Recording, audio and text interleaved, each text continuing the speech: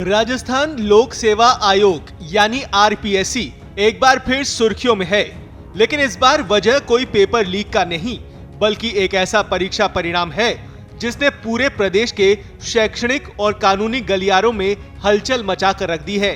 दरअसल गृह विभाग के लिए आयोजित सहायक अभियोजन अधिकारी यानी एपीओ की मुख्य परीक्षा 2024 के नतीजे घोषित कर दिए गए हैं, जिसमें 181 रिक्त पदों के मुकाबले मात्र 4 अभ्यर्थी ही सफल हो पाए हैं। इस परिणाम के बाद अभ्यर्थियों में भारी आक्रोश है और ये मामला अब राजस्थान हाईकोर्ट की दहलीज पर पहुंच चुका है।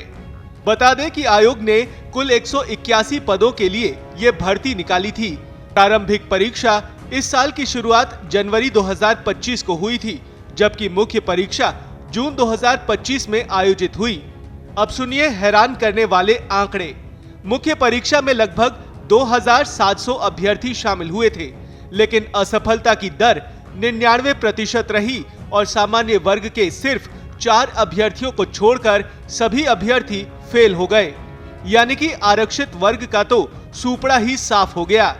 अनुसूचित जाति, अनुसूचित जनजाति, अन्य पिछड़ा वर्ग, एमबीसी और ईडब्ल्यूएस श्रेणियों में से एक भी अभ्यर्थी पास नहीं हो सका।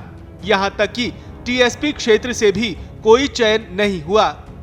इस ऐतिहासिक विफलता के पीछे सबसे बड़ी वजह आरपीएससी की ओर से पहली बार लागू किया गया न्यूनतम क्वालिफिकेशन मार्क्स का नियम बताया जा रहा है। नियमों के तहत सामान्य और ओबीसी वर्ग के लिए हर पेपर में 40% अंक लाना अनिवार्य था। SC/ST वर्ग के लिए इसमें 5% की छूट यानी 35% अंक दी गई थी। ज्यादातर अभ्यर्थी लॉ विषय में तो अच्छे अंक ले आए, लेकिन हिंदी और अंग्रेजी भाषा या किसी एक विशेष पेपर में 40% की बाधा पार नहीं कर सके। ऐसे में अगर यही परिणाम अंतिम रहता है तो 181 में से 177 पद खाली रह जाएंगे, जो राज्य की अभियोजन व्यवस्था के लिए एक बड़ा झटका माना जाएगा।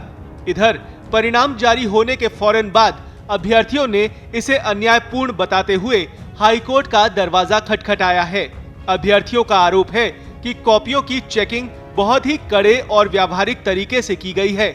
कई छात्रों का कहना है कि अगर पेपर कठिन था तो आयोग को नियमों के तहत स्केलिंग या नॉर्मलाइजेशन अपनाना चाहिए था।